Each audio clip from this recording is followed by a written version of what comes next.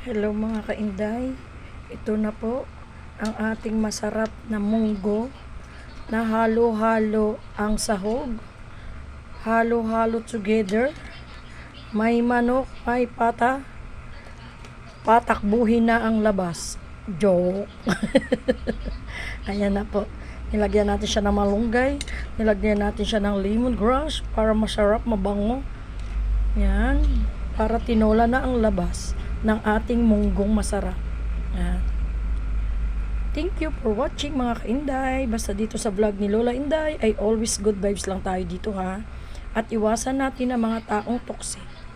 Dahil ang mga taong toxic ay walang magawang magaling yan sa buhay natin kundi maghahanap lang yan ng damay. Ayan. Thank you for watching mga kainday.